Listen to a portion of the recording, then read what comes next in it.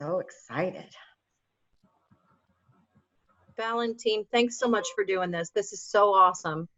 Of course, it's our pleasure. When we saw Winn do the Henkel overall presentation, we just thought it was so motivating and wonderful that all of our teams would really enjoy it. And he's just an incredible icon in our industry. And so what a treat for us to be able to do this presentation for us.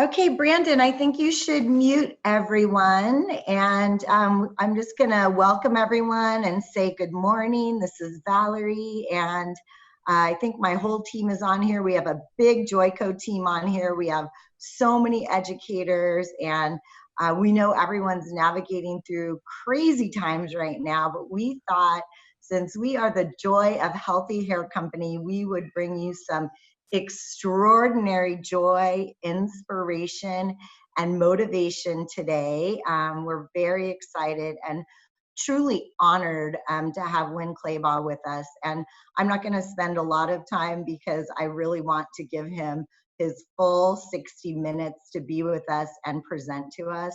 I just want to thank everyone for all of their support of Joico from across all the countries that are on the call. I know that there's a lot of people that will be watching this later. We're giving it to the other regions as well. So thank you all for your support and joy, and we really appreciate all of you, and we love you all, and we miss you so much. We can't wait to not just do virtual hugs. We can't wait to see you all in person. So without further ado, I'm going to introduce Winn Claybaugh.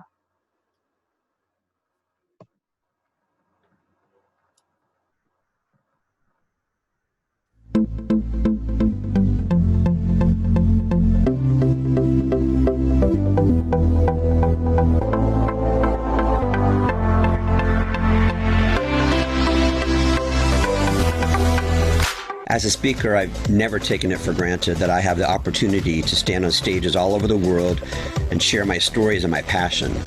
For me, the best teachers and mentors are storytellers. I love telling not only my stories, but the stories of my mentors and my teachers.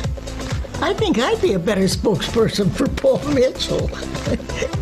I mean, really. This feels like a basketball. What can I say? The ball head, man. Many people have said that they think it's almost silly that someone had to write a book on the topic of being nice. But in today's world, I don't believe there's a more important message than this one. I heard it once said that hairdressers and other beauty professionals go to work every single day with the intention of having fun. Now that's the culture I want to be a part of, which is why I love being the co-founder and dean of Paul Mitchell Schools. I'm not a big reader, but I've always been attracted to successful people and their stories. So the way I've always gained that knowledge was to ask questions from my mentors and heroes. Once I decided to add a microphone to the equation, Masters was born so everyone could hear their answers. Because of my upbringing with my wonderful parents, giving back, raising money, and making a difference has always been just as important as putting money into my own pocket. We all have power and influence, and I want to be part of those attractive people who use that influence to give back.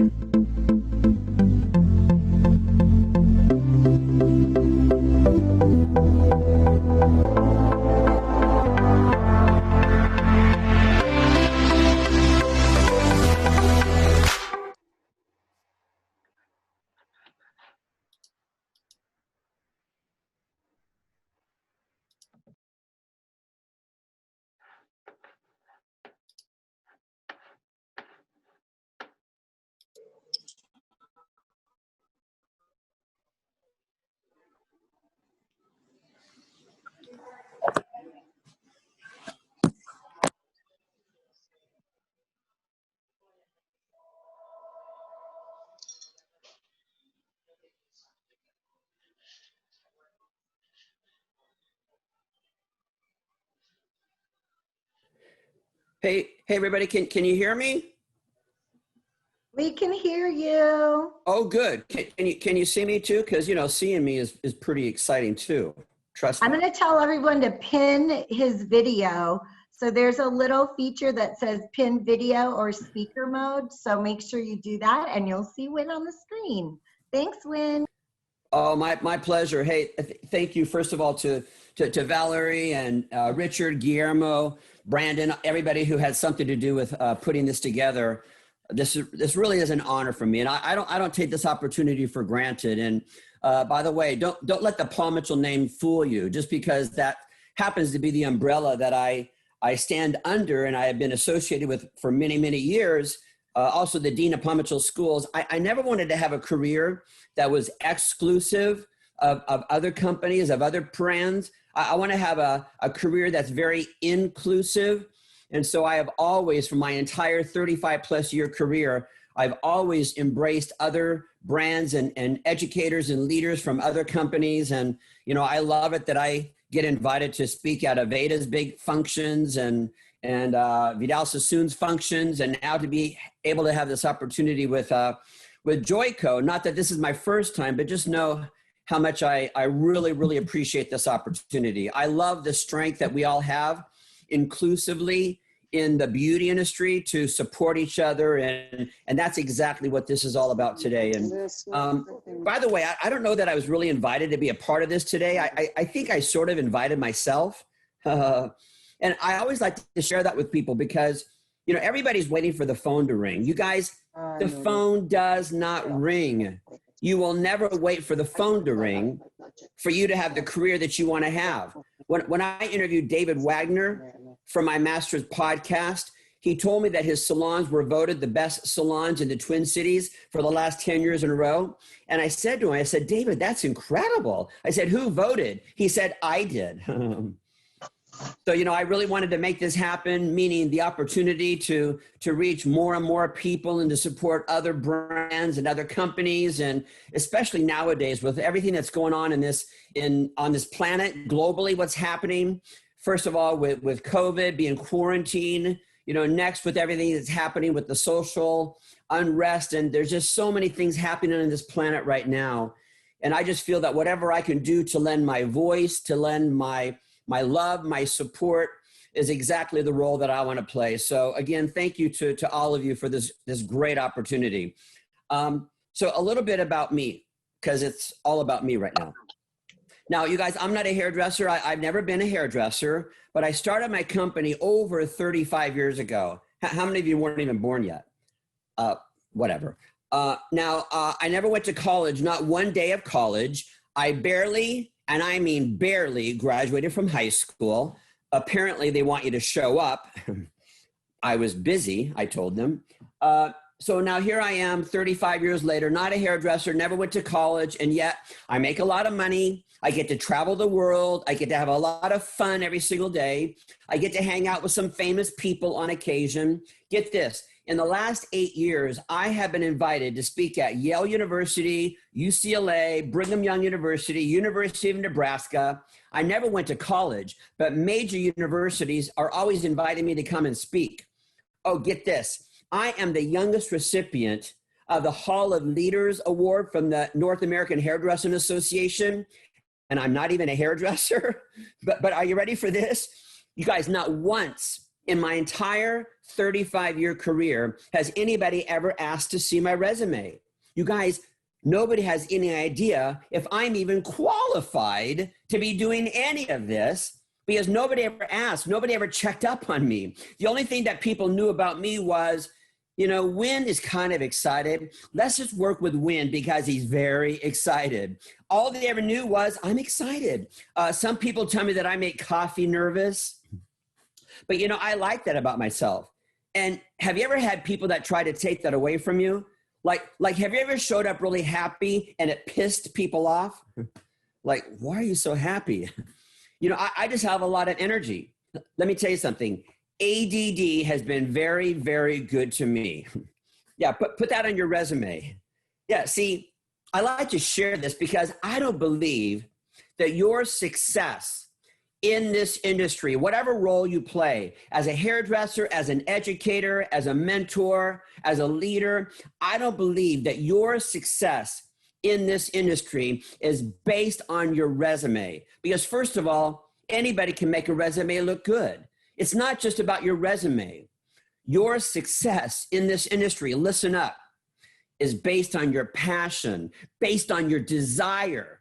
And I meet people and they're like, yeah, Winn, I'm passionate. Really? Tell your face, because I can't see it right now. You know, I used to have this big long list of things that I would look for in hiring somebody. I used to say, well, if they're going to work with me, I want them to have these degrees, these certifications, this job experience. Well, I found people who had all of those things on their resume, but they were a little bit bitter. Do you know the type of person I'm talking about? Yeah, people that show up to the salon, they show up to work, they show up to a Zoom class like this, and they're just a little bit bitter. And by the way, you can see them coming a mile away because bitterness is like baggage. It weighs them down. They walk into the salon and they're like, oh, you think your life is so bad? Wait to hear what's going on with me. And boy, nowadays, people have all kinds of stories. Wait to hear what I'm going through all of this unrest. Let's talk about what's happening to me right now, right? They love that bitterness. They love that garbage story, right? I don't know about all of you guys, but I just need to work with people who are happy. I'm not concerned about the resume. I'm concerned about people who really see themselves as part of the solution. See, there was a popular saying in the 60s that if you're not part of the solution, you're part of the problem. And see, we all believe, going through everything right now, we all believe that everything happens for a reason. And I have a feeling that you actually used those words at one point when a friend of yours was sharing with you something difficult that they are going through, and your advice back to them was, well, you know, everything happens for a reason. Well, let's talk about that. See, I believe that the reason is always for our good. See, things don't happen to you. Things happen for you. See, how are you going to come out of this quarantine? How are you going to come out of the last 6 months of all the craziness that's going on right now? Are you going to come out bitter and angry, or are you going to come out stronger and more committed, more dedicated? You see, there are two powers that rule this universe. One is fear. And the other power that rules this universe, the opposite of fear, is love. It's either fear or it's love. Now, fear has many faces. So fear has the face of bad manners. So remember at the beginning of being quarantined, decent people, all of a sudden it brought out the worst in them. They were at the grocery store fighting over a roll of toilet paper, right? Fear also has the face of anger. So a lot of people are showing up really angry now. And I get that. And we all need to understand that. Fear also has the face of settling for less. So some people, maybe even engaged with us right now as part of this Zoom classroom, people have settled for less. They are giving up on their dreams a little bit. They have the attitude of, well, why bother? Like if we were to turn on everybody's cameras right now, you know, I wonder how many people are still in their pajamas, and they've been in their pajamas for 3 or 4 days, right? And they're thinking, well, why bother? I can't leave the house. I'm quarantined at home. And so their commitment, their passion for their career, for this industry has lessened because of COVID. You guys, this is a bump in the road. What we're all going through right now collectively, see, this isn't just happening to Joico. This isn't just happening to our industry. What's happening right now is global. It's not like when there's an earthquake in Turkey that only impacts them, right? What's happening right now is impacting the entire planet. Well, you guys, we have to see that as an exciting opportunity. I have a friend in Australia that we haven't been in touch with that, you know, for many years, but now it's like, okay, so, you know, who are you quarantined with? What are you learning? How are you spending your time? We're learning from each other. This is happening globally, which again, can be very exciting for us. if you choose for it to be that way. You have a choice here. We all have a choice. Are you going to become part of the problem where you become bitter, you settle for less, or are you part of the solution? See, again, that fear, and I understand the fear. You better believe it's real. That fear can cause you to want to give up on your dream. Well, to become part of the solution means we have to respond with love. And I'm going to talk about exactly what that looks like. Now, in sharing this with you, I know that you're thinking, well, Winn, yeah, I don't want to be part of the problem. You know, I don't want to live in this fear that's gripping me and changing my family. And I understand that. People have lost jobs. They've even lost loved ones to COVID, right? So there is a real fear out there, but I don't want to be part of that. How do you step outside of that? Well, I don't know about all of you guys, but I need a lot of help with this stuff. And so I'm surrounded by a wonderful circle of friends and mentors, and I'm always relying on them. So at the beginning of the quarantine, you know, by the way, I have an 8-year-old daughter. And so back in March, all of a sudden she's sent to distance learning, daddy's homeschooling, right? And some of you are homeschooling 4 or 5 kids, right? So how you do that, I have no idea. So we're all dealing with some very real stuff. But look at it this way. If I'm showing up with fear every single day, will that have an impact on my 8-year-old daughter and her experience through all of this? Absolutely. And whether you realize this or not, people are watching you. Listen up to all of you right now. People are watching you. Why? You're a leader. You don't have to be a parent to take on the responsibility of getting outside of that fear, of becoming part of the solution. The fact that you are a leader, why? Because you're visible. You're an educator. People are looking to you. And if we show up with that fear, you better believe it's going to impact not just our family, but hundreds, if not thousands of people. We have that power and we have that influence, which I'm going to expand on in a little bit, okay? So I reached out to some of my friends and some of my mentors because I needed help through all of this. See, I don't believe that the mind can serve 2 masters. You either have one thought process or you have another one. So my thought process in the very beginning was fear. You know, what's going to happen to my company? What's going to happen to my little family? Is my 93-year-old mother okay? She lives in Utah. I'm in Southern California. What's going on with her? Right? So I was living in that fear.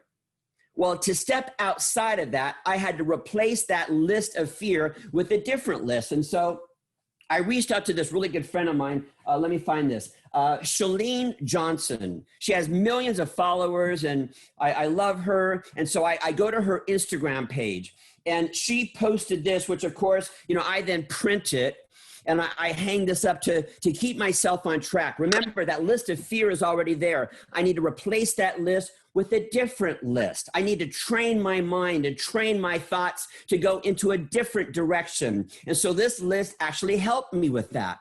At the top of that list, again, she posted this back in mid-March. Internet has not been canceled. Okay, think about that. The fact that all of us can gather like this right now, the fact that the majority of you are sitting at home, the fact that we can gather here and we can have this experience, we can still learn. Internet has not been canceled. Well, are you celebrating this? Are you excited about this? Are you embracing this? Or do you show up to Zoom classes like, well, I'm here, but don't expect me to be happy about it? And again, I haven't taken a shower in 3 days. You haven't done your hair and makeup. And that's how you show up. Guess what? People are watching you. People are watching you. See, again, that list of fear is there of what has been canceled. So at the very beginning, you know, what was canceled that had an impact on me, in addition to my daughter being able to go to school and many other things, one thing that really impacted me was the fact that I couldn't go to the gym. Okay, I'm 61 years old. I'll be 70 when my daughter graduates from high school. So, you know, for me to have fitness and energy and wellness is very important to me. And so going to the gym every single day was like that staple of my day, the anchor of my day. Okay, so I would drop my daughter off at school at 7:30 in the morning. I would have a 20-minute drive to the gym. Now, during those 20 minutes was my time to call one of three different people. I've been clean off of drugs for 19 years. And so there are three different people that I call on a regular basis, almost every single day, that are related to my sobriety. I support them in their sobriety and they support me. And during that 20-minute drive to the gym is when I would call them. Okay. That was, again, a staple, an anchor for my day. Now you get to the gym and there's that great energy, that loud music, a whole bunch of other people all focused on the same thing of health and wellness. Leave the gym at about 10 o'clock in the morning. And after that, the rest of my day was guaranteed to be amazing. Why? Because I got to go to the gym. Well, that got canceled temporarily. And you better believe I wanted to throw a pity party about it. Again, if that's how I'm showing up, I'm quarantined, I'm throwing my pity party, how is that going to impact my little family and the hundreds, if not thousands of people who are watching me? You guys, today's the day. You need to change your mind. See, I don't care that maybe up until this point, with everything happening in the last 6 months, I don't care that maybe up until this point, you have been the worst resistor ever. And we define a resistor as someone who brightens up a room by leaving. See, I don't care that that's the person that you have been up until this point. Today's the day. Change your mind. And so maybe it's as simple as when we're done here, you're going to go take a shower. You're going to do your hair and makeup. You're going to put on your best clothes, even though you may not be leaving the house. And again, you're thinking, Winn, why bother? Because you want to send out a different message to the universe. What you put out there comes back to you. So if what you have put out there to the universe for the last 6 months is you don't really care about your professional appearance, you don't really care about keeping your passion and your energy at an all-time high, you don't care about those things, well, then why would the universe send you more? Why would the universe send you more ideas, better opportunities so that you could come out of this stronger? You guys, send out a different message. And today is the day that you need to do that. Because again, we all believe in the law of attraction. You see, you are successful because of what you know, and you are unsuccessful because of what you don't know. See, cool that you can brag with each other about all the things that you are so good at in your career. And you do that when you get together. Oh, we're so good at this, and I'm brilliant in color correction, and oh my gosh, customer service, we nailed that one. We talk about all the things that we're good at. How about if you start talking about the things that you're not good at? Use this as an opportunity to talk about how you're weak. Where are your opportunities for growth? You see, that's when you're going to start to soar. This is a time for us to pause, for us to reflect. This is the person that I used to be. Everything has changed, or many things have changed. How am I going to reinvent myself? What am I going to do differently? This is just a bump in the road, and how am I going to come out stronger? Talk about how you're weak, because that's your level of opportunity. And by the way, for me, the most attractive leaders are those who can talk about how they're weak. They admit it when they don't have the answer, but they have the passion to find the answer. Can you imagine a salon, a company with the motto of be mean? And yet in the absence of a strong culture, systems to create a be nice culture will by default create a mean one. My good friend CW tells the story that he's in the airport waiting for this delayed flight, and all the passengers are patiently waiting for this delayed flight, except for this one man who for some reason was really upset over this delayed flight, and he was abusing the poor ticketing agent who obviously had no control over why this flight was delayed, but he was loud and mean and aggressive to this poor woman. So my friend CW comes up to this abusive man and he says, excuse me, sir, but can I have your autograph? And the abusive man stepped back and he said, why do you want my autograph? And CW said, because I've never met the center of the universe before. How many of you can't wait to use that sometime? Yeah. Did you know that 50% of people who quit their jobs did so to get away from their negative boss, did so to get away from toxic team members, from a toxic culture? And by the way, those who quit are not the worst employees. They aren't the worst team members. They are the best employees. See, the best employees, they quit, they move on. Why? They know they deserve better. The worst employees, the worst team members, they stick around. They know they're lucky to have a job. They are part of the problem. We call them spoons. So there's this salon owner giving a tour of her salon, and the person asks her, so how many people work here? And the salon owner responded with, oh, about half work here. And the reason why that can happen in some salons, in some barbershops, in some companies or organizations is because people are not engaged. Listen up. People are not engaged. Now, maybe they're engaged with their time, meaning they show up for one thing and one thing only, and that is to receive what? A paycheck. I got to pay the bill, so here I am. But they're not engaged with their passions, with their teamwork, with their creativity. And oftentimes when people are not engaged, what do we want to do? We just want to fire them. You know, you cannot fire your way into building a better team of people. One of my favorite movies is Field of Dreams. What was the main line, the main message in that movie? If you build it, they will come.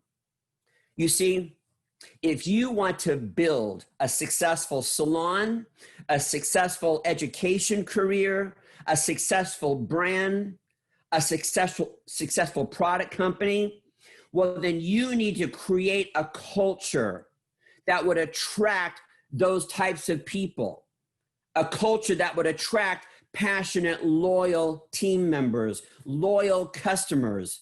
See, the meaning of the word attractive means things will come to you. When you are attractive, and I'm not necessarily talking only about what's on the outside. When you are attractive with your energy, with your passion, people want to be a part of that. And see, what makes your company attractive is not your impeccable accounting system.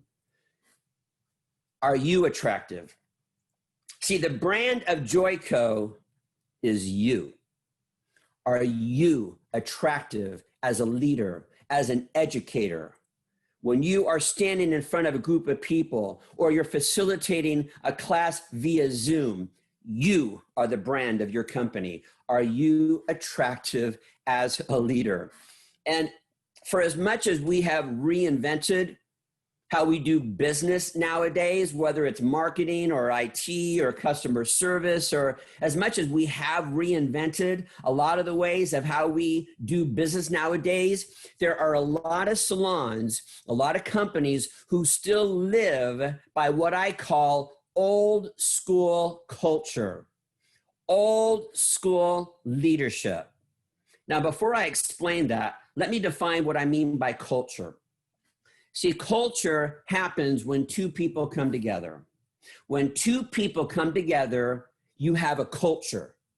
Now, you either need to decide what that culture looks like and feels like, or it will be decided for you. It will be decided for you. And sometimes the culture that can be decided for you by default is a culture that is negative, that's gossipy, that's toxic. Like you walk into a restaurant and you're like, wow, this doesn't really feel good in here. I mean, the decor might be beautiful, right? They might have 5-star ratings, right? But you walk in and you're like, gosh, it just doesn't feel good in here. And the opposite can be true as well. You can walk into a dumpy restaurant and you're like, oh my gosh, I want to spend time here. It feels great. See, that's what I mean by culture. What does your culture look like and feel like? And again, it's not the boss's job to create that culture. every one of you have that responsibility. It's the role that you all play. And again, I'm going to get more into what I mean by your responsibility, the role that you play in all of this. Okay, so culture is that feeling. You decide what that looks like. Now, old school leadership means that you dictate, you control, you manipulate. You think it's your job to police people. Aha, caught ya. You screwed up. You're late today. Let me ask you something. How many of you ever worked for somebody like that before? Did it work? No. Were you happy? No. Excited about making the company more money? No. It's old school leadership and culture, and we all know that it does not work. Now, I want to share with you 2 definitions of leadership. Now, again, some of you are thinking, but Winn, I'm not the boss, so this doesn't apply to me. It's amazing how we would try to disqualify ourselves from listening to information, right? Well, I'm not a parent, so this doesn't apply to me, right? I don't own a salon, so this doesn't apply to me, right? I'm not the boss, I'm not the manager, so this doesn't apply to me. Listen up. I'm talking to everybody here. 2 definitions of leadership. Now, first, realize leadership is not a position. Leadership is not a title. You can possess a business card that says that you are the boss, but that does not necessarily make you a leader. And I have seen many times before that sometimes it can be that brand new assistant in the salon who's right out of beauty school. They are paid less than anybody else in the salon. They've only been there for a couple of weeks, and yet they do more to create fun, teamwork, energy, which is so attractive. They can do more to create that than that stylist who's been there for 20 years. How many of you have seen that as well? And to me, the person who can create that fun, that leadership, that energy, that's a leader. Has nothing to do with their title, with how much they're being paid, what their position is, okay? So 2 definitions of leadership. My first definition of leadership is someone who has influence over another human being. So a leader is someone who has influence. So who here is a leader? And if you didn't raise your hand, you didn't understand the definition, because all of us have influence over other people. You have influence over total strangers at the grocery store. Okay, so first of all, going to the grocery stores nowadays, is there a lot of fear at the grocery store? Of course there is, right? There are people there who have probably lost their jobs. Again, maybe they've lost loved ones to COVID. Everybody has a mask on. Everybody's standing 6 feet apart, social distancing, doing what they're supposed to do, right? You know, I always liked to be, wherever I am, at the grocery store, I like to smile at people, right? Well, now I have a mask on. They can't see that I'm smiling. How do I have that exchange? How do I have a connection with people? So there's a lot of fear at the grocery store. Let me ask you something. With those strangers at the grocery store, could you make their day? Yeah. Could you ruin their day? Yeah. You have influence. How are you using your power, your influence? Are you part of the problem? Are you part of the fear? Are you going to come out of this weaker, less committed, less passionate? Or are you going to make a decision today that you're going to turn this thing around? Again, it's a choice that you all need to make. And I shared with you some ways to get outside of that mindset, outside of the mindset of fear, outside of that negative list of the fear, the things that we want to focus on, the things that we have lost, the things that we have canceled. There's a better way. And this takes a lot of work. This is something that I have to work at every single day. I don't mind telling you that for me, having a great attitude, it takes a lot of work. This does not come naturally to me. Even to be happy does not come naturally to me. And that's a whole nother conversation and another time that hopefully we'll have with each other. But I have to work at this every single day. Yes, You were hired. You have the current position that you have because of your resume, because of the education experience that you had in your career. That's why you got hired. But you also were hired, and you will continue to receive opportunities in your career because people see a potential in you.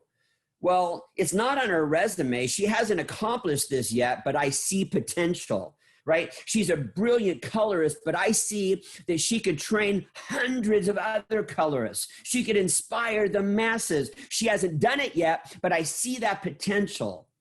It's because of the influence that you currently have. How are you using your power and your influence? You see, just as you dressed up for the job interview in order to get the job in the first place, well, now you need to act the part of a leader. Before you'll be given the power and the title and the authority, you need to act like a leader now. See, a bad leader places blame when everything is going wrong. It's his fault. A good leader takes responsibility for that.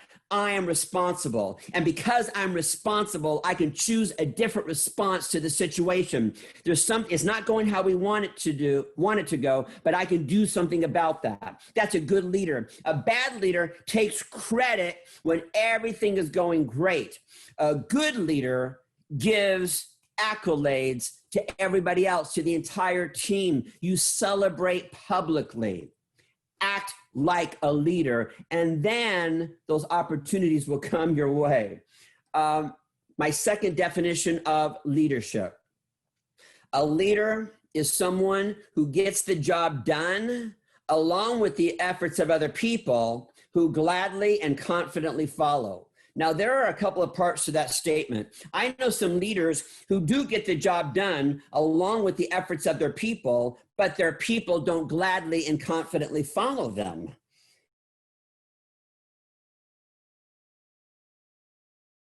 Fear, to intimidation, and to me, that is not the sign of a good leader. It's so old school to say, if you want something done right, you have to do it yourself. That is so old school, because collaboration is such a beautiful thing. You see, when you know how to bring out the best in other people, that is when you will soar. The brilliance of other people, and you celebrate that. You're not threatened by that. You celebrate, and then you align yourself with people who are smarter than you, people who have more talent than you, and you engage them. That's when you will take off. If you are the smartest, most talented person in your salon, in your company, in your organization, you're the smartest and most talented, I feel sorry for you, because that means that you're going to be forced to work 12-hour days, 6 days a week. See, a smart person, again, it's not about how many points you can score. It's about how many points can you help the entire team score. But here's the deal. Listen up. See, you might be right, because sometimes you can be such a jerk to work with in the salon that nobody wants to help you out. So you're right. You do have to do things yourself. You don't know how to collaborate. You don't know how to bring out the best in other people. So you do have to do things yourself. And here's the deal. You may not be a jerk at home, at work, in your neighborhood. You may not be a jerk, but people can think that you're a jerk, and you need to own people's perception of you. And I know some of you have said, well, you know, I don't really care what people think about me. Yes, you do. Yes, you do. Change your mind about that one. You do care, because the career that you've chosen is not sitting at home in your underwear as a telemarketer. That's not the career that you've chosen. You've chosen a career that is about bringing out the best in other people through education. Your career is about helping people look good and feel good. That's what you have chosen. Yes, you do care about what people think about you. Let me give you an example of this. So let's say that I'm the boss at work, okay? So Let's say one day I wake up and I'm in a really good mood, but I also happen to be very busy that day. I have a lot of emails, a lot of phone calls that I need to make. And so I drive to one of my schools. I park in the parking lot. I walk through the front doors. I pass by all of my students, all of my team members, and all of the guests. I walk straight to my office and I quickly close the door. Why? I have a lot of work I have to get done that day. What is the buzz in that building in about 2 minutes? Winn is in a very bad mood. Everybody lay low today. Don't go near the boss. Now, the manager in that building could come and knock on my door and say, Winn, everybody out there thinks that you're in a really bad mood. And I could respond and say, well, I'm not in a bad mood. In fact, I happen to be in a really good mood. That's their problem if they think that I'm in a bad mood. Where's that going to get me? And again, if there is that type of negative energy in the building, what will happen to creativity that day? What happens to teamwork? What happens to sales and profitability? All of that is diminished because of the energy that I created. See, again, it's not enough that I am in a good mood that day. I have to own that, but I also have to own people's perception of me. If they don't know that I'm in a good mood, I have work that I have to do. That's my job. So I want to share with you 5 reasons why people might think that you're a jerk. Okay, are you with me on this? So again, you're the leader. You're the face of Joico. This is your responsibility. You have power, you have influence, and you have a choice of how you're going to come out of all of this. 5 reasons why people might think that you're a jerk. Number 1, because you never have fun at work. You never have fun at work. You know, I love the culture in our Paul Mitchell schools because we find any excuse to throw a party. In some companies, if you're laughing and having fun at work, what does that mean? You're not working. Back to work. No fun around here. Can you imagine? See, study after study proves that when a team of people are laughing and having fun with each other, what happens to sales and creativity and profits? It all skyrockets. What happens to absenteeism? It diminishes if people are laughing and having fun with each other. Now, again, you could say, well, it's not my job to make sure that people are happy around here. Yes, it's your job. It's your responsibility. Develop the attitude of, I am responsible. In fact, do me a favor. Repeat that to yourself right now. I am responsible. And if you break that down, I am response-able. I can choose my response to the situation. The situation is people aren't having fun at work, and I'm responsible for that. There's something that I can do to change that. I have power and I have influence. My good friend Eric Fisher says that there's 2 reasons why he will fire an employee from his salon. The first reason is if they steal from him. The second reason is that they show up to work in a bad mood. He will fire them on the spot. Now, he will rehire them 5 minutes later if they leave and come back in a good mood. See, to make this happen within my company, within my organization, we have what we call our 13 golden rules. And one of those golden rules is always be in a great mood, fake it when necessary. This is poster size in every location. We talk about this all the time. This is our culture. This is our belief system. It is your job to always be in a great mood, fake it when necessary. I remember once asking my employee, Lois, hey, Lois, how you doing today? She's like, I'm faking it. All day long. Nobody had any idea that Lois was not having a good day. There are people that can have this much of a bad day and everybody knows about it. By the way, is that you? Is that the type of person you are? You have a bad day and everybody knows about it. You're spreading poison. You're part of the problem. Come on, you guys, you're better than that. And the people around you, they deserve better. Today's the day. You're going to change your mind. You're going to step this up. The second reason why people might think that you're a jerk, well, because you're always tired. You're always tired, you know, because, oh my gosh, working in a salon, and then you travel and you do education, and then you've got homeschooling of your kids at home and dealing with, oh my gosh, this is exhausting, right? And I think it's a bad habit that some people have, that when somebody asks them how they're doing, their standard response is always, I'm really tired. I'm tired. How you doing? I'm so tired. Come on, how many of you do this? It's a really bad habit, because if that's how you always respond, I'm really tired, how are you going to feel every day? Really tired. Big surprise. You know, if you wake up in the morning and the first thought out of your head is, wow, why am I so tired this morning? And that's the first question you ask yourself, within a minute, you will have the answer. Do you know why? Your brain is the most powerful research engine for you. You ask a question, it will immediately find the answer. Why am I so tired? Well, you're tired because of this, this, and this. Yeah. Why am I so stupid? Well, you're stupid because of this, this, and this. Meaning, you ask a bad question, what do you get back? A bad answer. Okay, how many of you talk to yourself?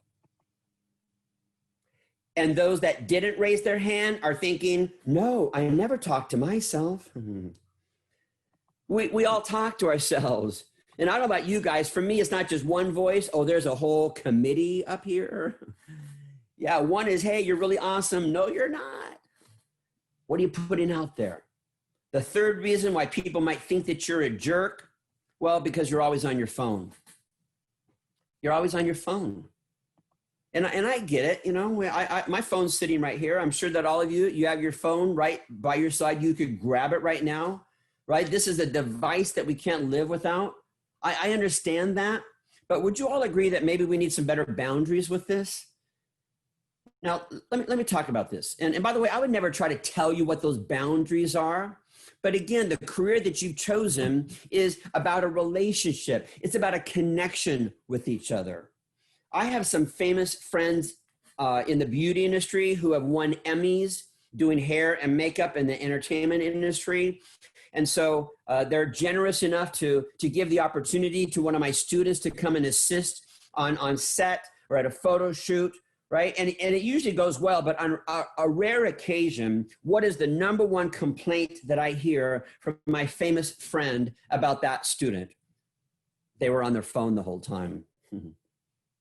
What could have been a career-changing, life-changing opportunity, they completely missed out. They screwed up. Why? Because of the addiction of this. You walk into a restaurant, there's 5 people at dinner. What are they all doing? They're all on the phone. I'm always thinking, like, why'd you bother, right? I heard about this, these teenagers that whenever they go to lunch with each other or dinner with each other, they all put their phones in the middle of the table, and whoever grabs their phone the quickest of anybody else has to pay for dinner for everybody else. Meaning they've understood the importance of a connection. And there's not a connection if you're just doing this virtually. We need to be with each other, face to face with each other. I was at dinner with this guy a while ago.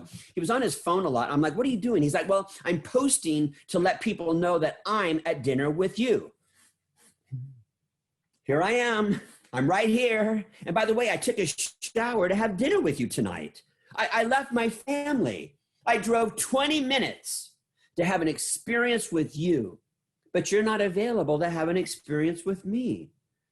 You guys, I get it. These have replaced your camera, your calculator, your alarm clock. Don't let these replace your relationships. We need better boundaries. You see, you could be the nicest person on the planet, but if you're on your phone all the time, people think that you're a jerk, and you need to own people's perception of you. The fourth reason why people might think that you're a jerk, well, because you're so serious all the time. And by the way, you guys, this is one that I have to work on a lot because I'm kind of a serious person, which is why, by the way, I need little kids to influence me, because I have plenty of very serious adults in my life, as I'm sure you all do. I need little kids in my life because they teach me how to be silly, a little irresponsible. I have 90 nieces and nephews. I really do. They all live in Utah. Go figure. By the way, I am the favorite uncle. Duh. Cost me a lot of money, but I'm the favorite uncle. When I'm hanging out with the family, I don't want to sit at the adult table. I want to sit with the kids. And I'm not sitting with the kids at a fancy restaurant trying to teach them how to be all proper. I'm like, what do you guys want to do? See, my world's way too serious. I need to have fun. I need to enter their silly world. They have influence on me. Because let me ask you something. When you're all serious, are you approachable? No. Do people want to help you out when you're so serious all the time? No. Again, let's not be so serious. And the fifth reason why people might think that you're a jerk, you never show gratitude. If you're going to put a star next to any of these, put a star next to that one. You never show gratitude. You guys, love, appreciation, acknowledgement, gratitude. This is the basic human need. In fact, it is oxygen for people. The people in your life, your kids, your lover, your family, your coworkers, your employees, your boss, it's oxygen for them to receive love, gratitude, and praise from you. You know, if a business leader said, you know, I'm just not good at numbers, what would we say to them? Build a bridge and get over it. If you want to be a success in this industry, cool that you're a talented hairdresser, but that's a different skill set from being a successful business owner. You need to become good at numbers so that you have the language that your accountant has to strategize, build a bridge, and get over it. And yet I have business leaders and educators that say to me, you know, Winn, I'm just not really good at showing my love and appreciation to people. When I watch you, you hug everybody. I'm just not the hugging type. And my response to that, build a bridge and get over it. If you want to be a success in this industry as a leader, as an educator, as a one-on-one stylist to the guest, you need to be brilliant in showing love and gratitude and appreciation. It needs to be part of your skill set. You know, you could hire someone, pay someone to clean your house. You could pay someone to mow your lawn. You wouldn't pay someone to kiss your kids goodnight. You wouldn't pay someone to attend your kid's piano recital. Well, in the salon environment, we can pay someone to clean the salon. We can pay someone to do payroll. But when it comes to showing love and appreciation and gratitude to all the people that you are surrounded by, this needs to come from you. You need to become really, really good at this. And I get it that your credit cards are maxed out, but is your ability to show love and appreciation to the people in your life, is that maxed out as well? Did that well run dry as well? Again, you could be the nicest person on the planet, but if you're withholding love and appreciation, a simple thank you, a simple acknowledgement, hey, you're doing a great job. I see you and I'm noticing you. I'm inspired by you. And you're holding back with that, people think that you're a jerk and it's going to hold you back. You're not going to have that collaboration. You're not going to be surrounded by people who are smarter, more talented than you are. And that's what we need. I am not the smartest person in my organization. You do not want me fixing IT. You don't want me in the payroll department in my company. They don't even give me a key to the building. I don't even have a key to the offices, right? Because I have people who are smarter than me who absolutely head up all those different departments, right? What am I good at? I work so hard at the things that I'm sharing with you right now. It's about a connection. You know, to start to wrap things up, because I'm looking at my time here. We bring our leaders in my company, in my organization, we bring them together quite often, at least twice a year. And we always bring in some wonderful speakers to spend time with my leaders. Years ago, we brought in this wonderful speaker by the name of Sister Bonnie, a Catholic nun who decided that she wanted to become a hairdresser as a Catholic nun so that she could do hair for the homeless. So get this. She gets permission from the Catholic Church to enroll in beauty school.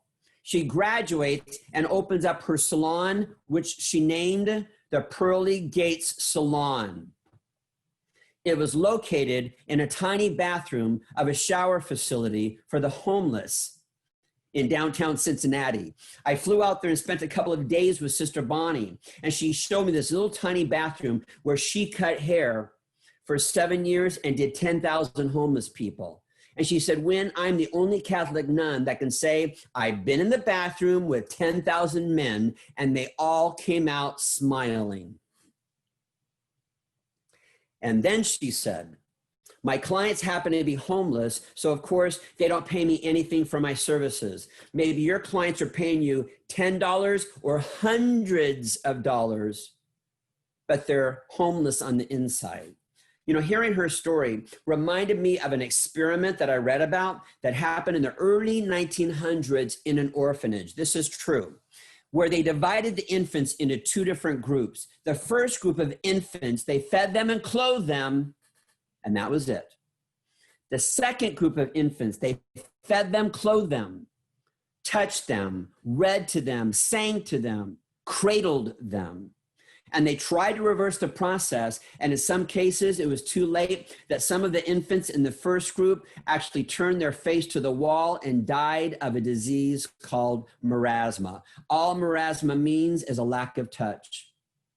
You know, I'm not a hairdresser, but I cannot tell you how honored I feel every single day of my career to be associated with all of you, because you touch people.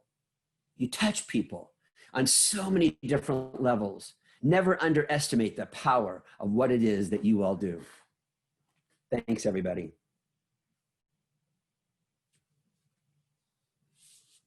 Thank you, Winn. Thank you for a wonderful morning. We appreciate it. And we want everyone to have a great day. And we recorded this, so we will send out the link, and stay safe.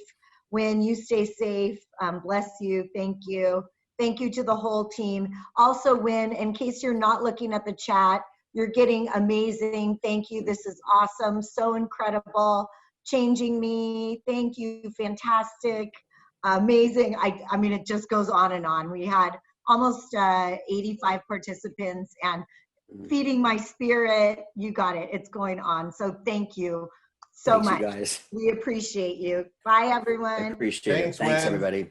Bye, everybody. Take care, everyone.